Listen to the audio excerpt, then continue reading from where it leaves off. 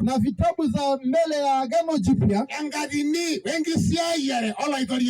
wakazungumzia juu ya hadithi na kuzaliwa kwa Yesu Kristo.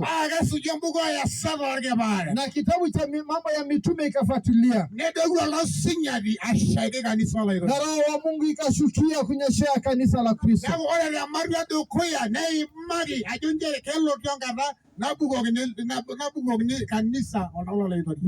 Na mlango wa kwanza wa kitabu cha Mitume ikazungumzia juu ya kuja kwa Roho Mtakatifu. Na mlango wa pili wa kitabu cha Mitume Matendo ya Mitume, Roho wa Mungu ikamwagiliwa kwa kanisa. Na mlango wa tatu na wa nne Petro wakaanza kazi.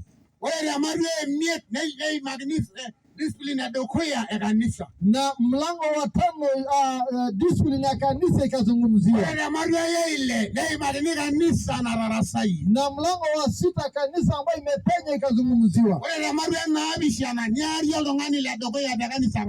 Na mlango wa saba mtu wa kwanza akauawa ambaye ameuawa kwa ajili ya imani. Na mlango wa nane wa kitabu cha Mambo ya Mitume Filipo. Na neno la Mungu likafikia Afrika kupitia mtu ambaye anaitwa Filipo.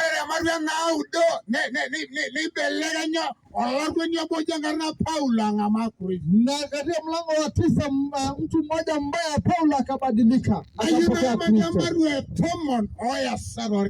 Na ningependa kuzungumzia mlango wa 10 wa kitabu cha Matendo ya Mitume. Ninapenda kitabu hii kwa maisha yangu. Maana inazungumzia juu ya kukua katika kanisa. Watu ambao wamemwamini Mungu na wakakubali kupenya katika maisha. Na kukubali kupenya kutenda kazi ya Mungu. Nataka kuzungumzia Mungu ambaye hana kipendeleo. Nataka kusema juu ya Mungu ambaye hana upendeleo. Wayahudi walidhani kwamba wokovu ni yao peke yao.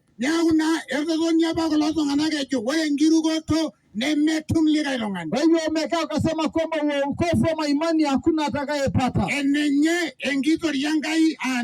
Ya kwamba ufalme wa Mungu ni yao peke yao. Na walikuwa nafuata amri ya Musa ya Agano la Kale. Katika mlango wa kitabu ya mlango wa 10 mstari wa 43.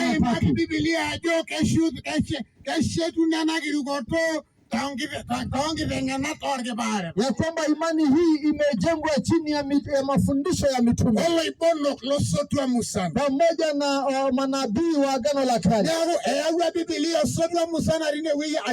Kwa hivyo Biblia imeleta Agano la Kale kuwa pamoja na Agano Jipya. Nataka kuzungumzia juu ya Mungu asiye na kipendeleo. Mungu asiye